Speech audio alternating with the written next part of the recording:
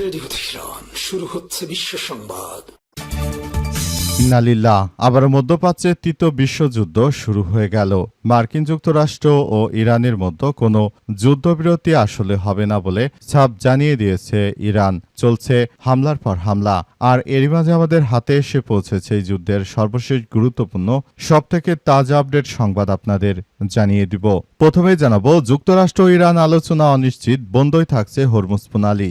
সমঝোতার আশা জাগেও ফের গভীর অনিশ্চয়তায় পড়েছে যুক্তরাষ্ট্র ইরানের কূটনৈতিক সম্পর্ক। তেহরান স্পষ্ট করে জানিয়ে দিয়েছে, বন্দর অবরোধ প্রত্যাহার না করা পর্যন্ত হরমুজ প্রণালী খুলে দেওয়া হবে না। অন্যদিকে ওয়াশিংটনও তাদের সর্বোচ্চ চাপ প্রয়োগের নীতিতে অটল রয়েছে। এর ফলে দুই দেশের মধ্যে সম্ভাব্য দ্বিতীয় দফার শান্তি আলোচনা ভেস্তে যাওয়ার উপক্রম হয়েছে। এরপর জানাবো, আটক জাহাজটি দ্রুত ছেড়ে দিতে যুক্তরাষ্ট্রের প্রতি ইরানের আহ্বান। ইরানের পতাকাবাহী বাণিজ্যিক জাহাজ তুস্কা যুক্তরাষ্ট্রের সামরিক বাহিনীর হাতে জব্দ হওয়ার ঘটনাকে কঠোর ভাষায় নিন্দা জানিয়েছে ইরান। আজ ইরানের পররাষ্ট্র মন্ত্রণালয়ের এক বিবৃতিতে এই পদক্ষেপকে অবৈধ ও সন্ত্রাসমূলক পদক্ষেপ হিসেবে উল্লেখ করা হয়েছে। এতে আরও বলা হয়েছে যে জাহাজটি নাবিকদের পাশাপাশি তাদের পরিবারগুলোকেও আটকে রাখা হয়েছে এই জায়নিস্ট আমেরিকা সরকার। এটি দ্রুততম সময়ের মধ্যে ছেড়ে দিতে হবে, তা না হলে এই যুদ্ধবিরতি কার্যকর হবে না। এদিকে ইরান থেকে ইউরেনিয়াম অপসারণ দীর্ঘ এবং কঠিন প্রক্রিয়া বললেন ডোনাল্ড ট্রাম্প। মার্কিন প্রেসিডেন্ট ডোনাল্ড ট্রাম্প তিনি আবারও দিবা স্বপ্ন দেখছেন। তিনি এমনভাবে ভাব ধরেছেন যে মনে হচ্ছে তিনি চাইলেই হয়তো ইরান তার সমৃদ্ধ ইউরেনিয়াম ফেরত দেবে। কিন্তু ইরান ছাপ জানিয়ে দিয়েছে যে কোনো সমৃদ্ধ ইউরেনিয়াম যুক্তরাষ্ট্রকে ফেরত দেওয়া হবে না। এই ইউরেনিয়াম ফেরত দেওয়া হয়নি বলেই তারা আমাদের উপর এই যুদ্ধ চাপিয়ে দিয়েছে। এখন আলোচনার মাধ্যমে যদি সেটাকে ফেরতই দেই, তাহলে মার্কিন যুক্তরাষ্ট্র আমাদের যে ক্ষয়ক্ষতি করেছে সেটি আসলে পোষাবে কে? এই ক্ষয়ক্ষতির খরচ আসলে কে দেবে বলে ইরানের পক্ষ থেকে প্রশ্ন করা হয়েছে।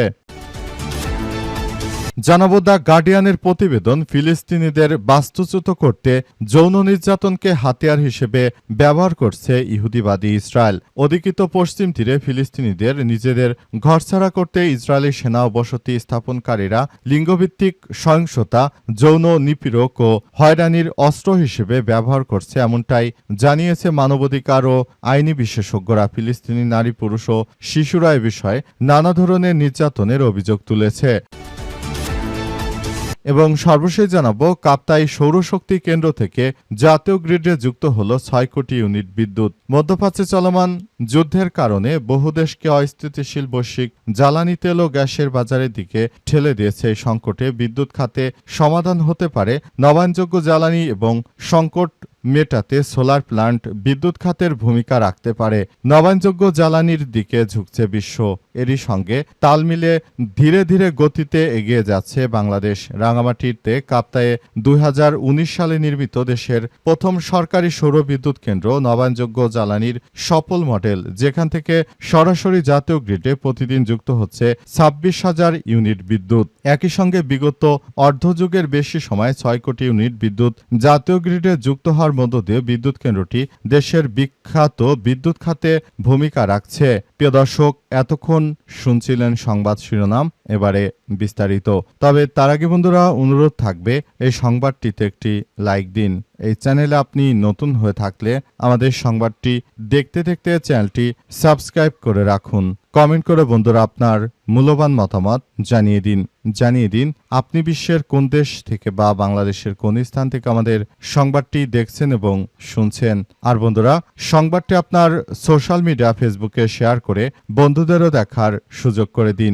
গাজা যুদ্ধে আপনি যদি নিরীহ ফিলিস্তিনিদের ভালোবেসে থাকেন, বন্ধুরা কমেন্টে ইয়েস লিখে পুরো বিশ্বকে আমাদের এই সংবাদটি দেখার সুযোগ করে দিন।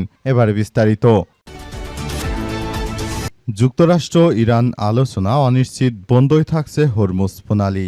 মার্কিন যুক্তরাষ্ট্র এবং ইরানের মধ্যে যুদ্ধবিরতির আলোচনা আসলে খুবই খারাপ আকার ধারণ করেছে। মার্কিন যুক্তরাষ্ট্র তারা ইরানের উপর নৌ অবরোধ চাপিয়ে দেওয়ার ফলে মূলত ইরান এই যুদ্ধবিরতিতে রাজি হচ্ছে না।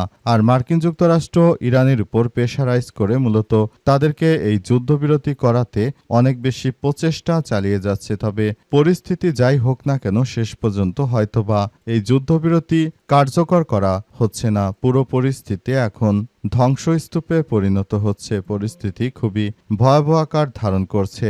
নতুন করে আবারও একটি যুদ্ধবিরতি যদি না হয়, তাহলে বিশ্ব আরেকটি তৃতীয় বিশ্বযুদ্ধ দেখবে।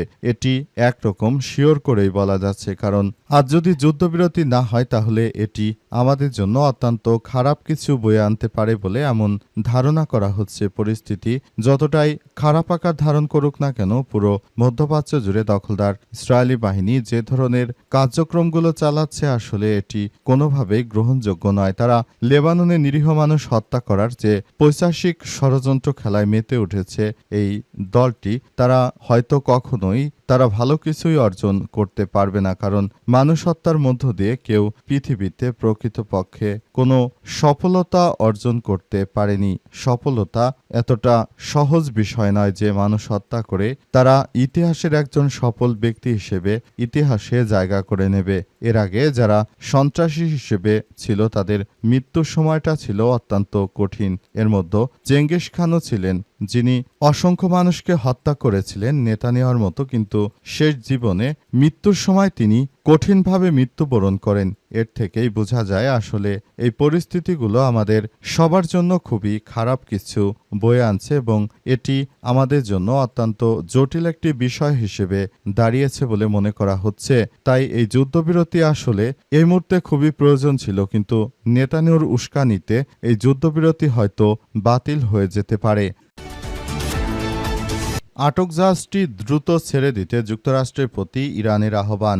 মার্কিন যুক্তরাষ্ট্র ইরানের একটি বাণিজ্যিক জাহাজকে আটকে দিয়েছে। তবে এই জাহাজটি আসলে ছাড়ানোর জন্য অনেক চেষ্টা চালিয়ে যাচ্ছে ইরানের ইসলামী বিপ্লবী গার্ড বাহিনীর সদস্যরা। তারা মার্কিন যুক্তরাষ্ট্রের প্রতি আহ্বান জানিয়ে বলেছে যে তাদের আটককৃত ট্যাঙ্কারটি, তেলবাহী ট্যাঙ্কারটি যেন দ্রুততম সময়ের মধ্যে ছেড়ে দেওয়া হয়। তবে এই জাহাজটি যদি না ছাড়া হয়, তাহলে বর্তমান সময়ে আসলে এই যুদ্ধ বিরতির যে চুক্তি হওয়ার কথা রয়েছে, এই চুক্তিতে ইরান অংশগ্রহণ করবে না। এতে মার্কিন যুক্তরাষ্ট্রই চরমভাবে ফেঁসে যেতে পারে। আর মার্কিন যুক্তরাষ্ট্র এই যুদ্ধ বিরতি করার ফাঁকে তারা অস্ত্রশস্ত্র আসলে অতটা তৈরি করতে না পারলেও ইরান কিন্তু এই সুযোগটাকে কাজে লাগিয়ে তারা অসংখ্য অস্ত্রশস্ত্র এবং রকেট লঞ্চার সহ ক্ষেপণাস্ত্র নিক্ষেপ করার জন্য যে সব লঞ্চার ছিল, সবকিছু তারা মূলত তৈরি করে ফেলেছে। সুতরাং বিষয়গুলো খুবই গুরুত্ব সহকারে দেখে তারপর পরিস্থিতি অত্যন্ত গুরুত্ব সহকারে দেখে তারপর সেগুলো নিয়ন্ত্রণের চেষ্টা চালিয়ে যাওয়া হচ্ছে। পরিস্থিতি যতটাই ভয়াবহ আকার ধারণ করুক না কেন, দখলদারদের বিরুদ্ধে এখনই সবাইকে জেগে উঠতে হবে। দখলদারেরা তারা যদি এই অন্যায় যুদ্ধ দীর্ঘদিন ধরে চালিয়ে যায়, তাহলে সেক্ষেত্রে পৃথিবীতে মুসলিমদেরই আধিপত্যবাদ বলে কিছু থাকবে না। সবকিছুতে দখলদারেরা নিয়ন্ত্রণ নিয়ে নেবে। তখন আমরা একরকম দিশেহারা হয়ে যাব। কারণ মার্কিন যুক্তরাষ্ট্র এবং দখলদার ইসরায়েলি বাহিনী তারা ইতিহাসে কখনোই তারা মুসলিমদের জন্য ভালো কোনো কিছু করতে দেয়নি। তারা সব সময় শুধু নিজেদের স্বার্থ হাসিল করার জন্য এই অপচেষ্টাগুলো করে গেছে। বর্তমানেও যদি সেটাই হয়, তাহলে এটি আমাদের মুসলিমদের জন্য অত্যন্ত দুর্ভাগ্যজনক একটি বিষয় হিসেবে আবির্ভূত হচ্ছে।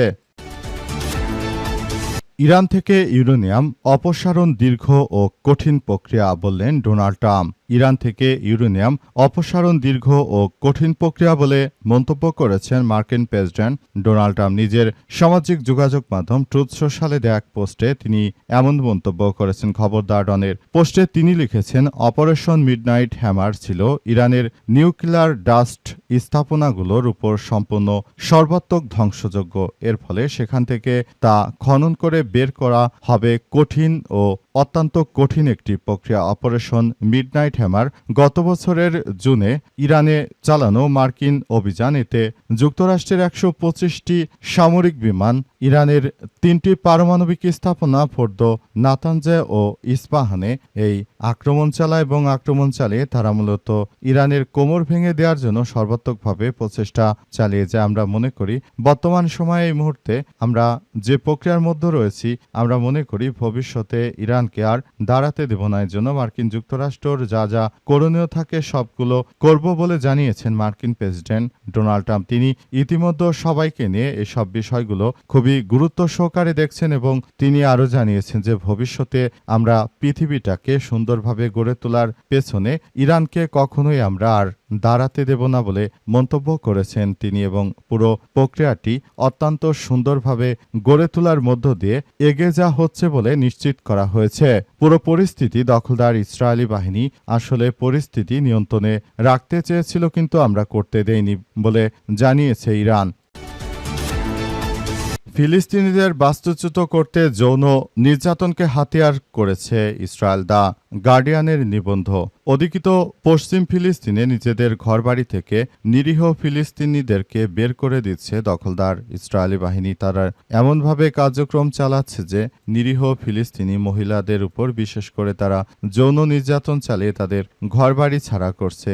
এসব কাজগুলো ইসরায়েলের সেনা সদস্যরা করছে। তাদের উদ্দেশ্য হচ্ছে ফিলিস্তিনিদের মাটির সঙ্গে মিশিয়ে দেওয়া। সেটি করার জন্য মূলত তারা এই ধরনের কার্যক্রমগুলো চালিয়ে যাচ্ছে। তাদের মূল উদ্দেশ্য হচ্ছে তারা আসলে অন্যায়ভাবে নিরীহ ফিলিস্তিনিদের উপর এই অত্যাচার করে তারা একটি ত্রাসের রাজত্ব কায়েম করতে চায়। তাদের উদ্দেশ্য হচ্ছে মুসলিমদেরকে একদম চিরতরে ধ্বংসস্তূপে পরিণত করা। পুরো মধ্যপ্রাচ্য জুড়ে যে ধরনের কার্যক্রমগুলো চলমান রয়েছে, এতে ইহুদিবাদী ইসরায়েল এবং মার্কিন যুক্তরাষ্ট্র তারা শুরু থেকেই মুসলিম বিদ্বেষী হিসেবে একটি শক্তি হিসেবে কাজ করছে। তারা হয়তো পৃথিবীটাকে আবারও একটি ধ্বংসস্তূপে পরিণত করার পায়তারা করছে। তাদের মূল উদ্দেশ্য হচ্ছে তারা আগামীতে আসলে ফিলিস্তিনিদেরকে একদম পৃথিবী ছাড়া করবে। এর জন্য নানা রকম অত্যাচার করে তারা ক্ষান্ত হয়নি। তারা নিরীহ ফিলিস্তিনিদেরকে মানসিক, শারীরিক সহ এমন কোনো অত্যাচার নেই যা তারা করছে না। আবার একই কার্যক্রম তারা লেবাননেও চালানোর চেষ্টা করছে। লেবাননে হিজবুল্লাহ যোদ্ধারা তারা এসব কার্যক্রমগুলো প্রতিহত করলেও তবে শেষ পর্যন্ত আসলে বিষয়টি কোন দিকে যায়, কি হয়, সেটি এখন পর্যন্ত আমরা সেভাবে বলতে পারছি না, কারণ যুদ্ধের তীব্রতা দিনকে দিন বেড়েই যাচ্ছে। অবস্থায় দখলদারেরা খুবই ভয়াবহ বিপাকের দিকে পড়েছে।